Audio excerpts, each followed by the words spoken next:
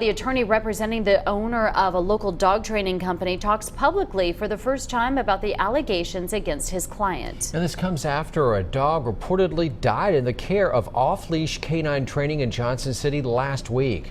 Attorney Richard Spivey of Kingsport spoke with News Channel 11 today, saying the owner, Randy LaFernie, should not be held criminally responsible for the actions of her trainer, Andrew Hunnigan, who is also being charged with animal cruelty.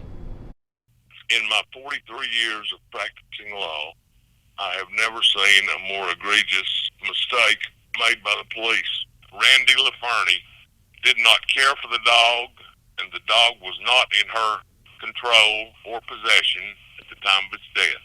She is completely not guilty.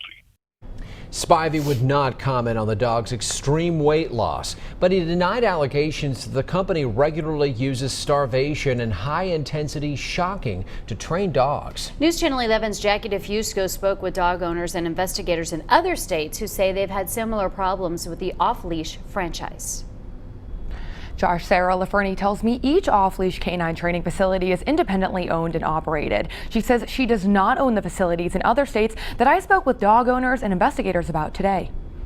Donnell Haig's Great Dane Bruno was boarded at Off Leash K9 Training in Sarasota, Florida in July of 2018. The vet said a couple more days and he may not have come home. I think we were very close to losing him. Haig says her dog went in weighing 140 pounds, but was just 117 when they picked him up 2 weeks later. I don't understand why we weren't informed of his condition. That's what's so shocking to me. And then when we saw him, my husband and I were both in shock. He had sores on his elbows. You could see every rib in his body. When they got home, she says Bruno collapsed from exhaustion, so Haig reached back out to Off Leash. I felt like they were protecting themselves and that they were refusing to accept any accountability. In a statement, the Sarasota facility says, quote, "In the unusual instance when a client is not pleased, we try to see what we can do to improve the experience. In our opinion, Ms. Haig is providing one side of the story." But Haig's problems with the franchise are not unprecedented. That same summer, a trainer contracted by Off Leash K9 Training in Providence, Rhode Island, was investigated after a dog she was boarding was found dead, decomposing in her closet. Circumstantially, we believe that something had happened to this dog that, was trying to be covered up.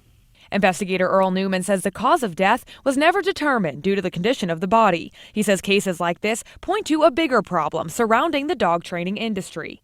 At least in Rhode Island, there's no professional qualifications required. Anybody can essentially say that they're a trainer. So it's very difficult to hold them to a certain standard. The Providence facility declined to comment. A spokesperson for the Tennessee Department of Agriculture tells me their department does not license, inspect, or regulate dog training facilities in the state either. Off-leash K9 Training owner Randy LaFernie says all of her employees have years of experience. Jackie DeFusco, News Channel 11, in your corner. LaFernie's attorney says his client will return to the Tri-Cities to be served on a charge of aggravated animal cruelty. He would not specify when that will happen.